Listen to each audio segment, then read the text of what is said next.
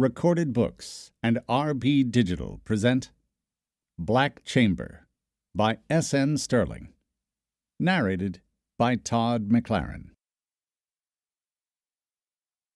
Prologue. Sagamore Hill, Long Island, New York, May 25th, 1912, 1912B. Point of departure, plus 4 hours. There was a rising murmur of voices in the entranceway of Sagamore Hill's great north room. Theodore Roosevelt and his advisers ignored it. "Your tour has really fired up the party's supporters, Colonel Roosevelt," Lucius Swift said. "As far as the ordinary members are concerned, the party's ours.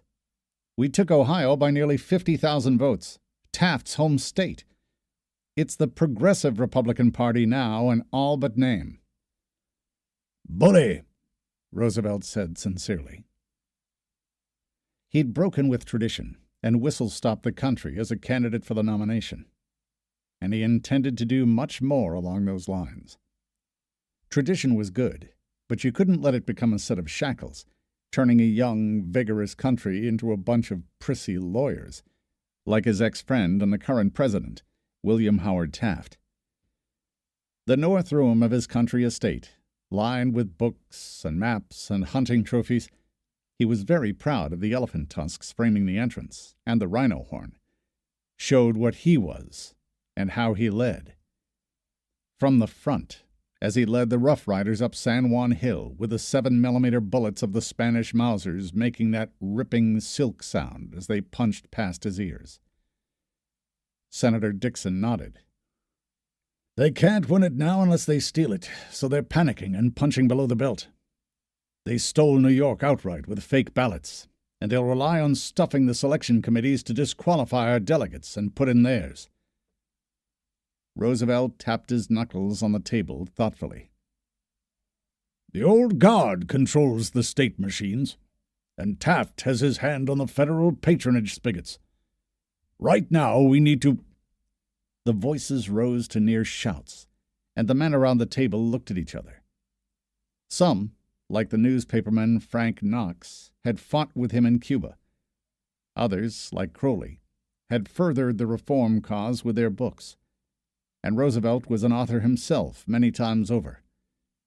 Only one was older than his own 53 years, and a few were new to serious politics, earnest young men who reminded him of his earlier, unbattered self.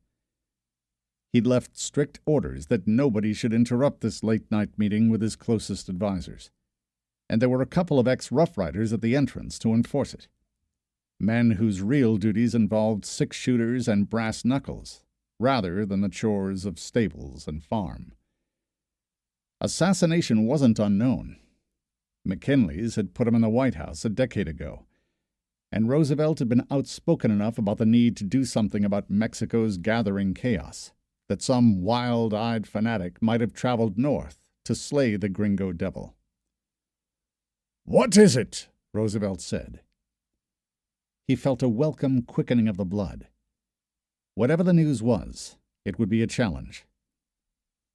A flash of memory.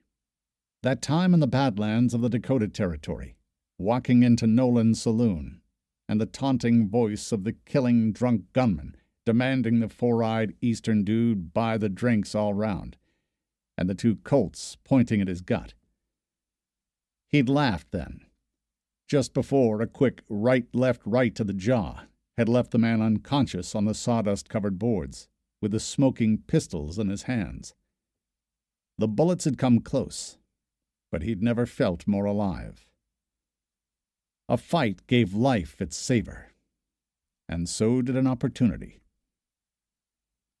"Telegraph, Colonel," the pale-eyed man in the bowler hat said as he came to the balustrade at the entrance and waved a Western Union flimsy. There was a bulge under the left armpit of his cheap blue suit.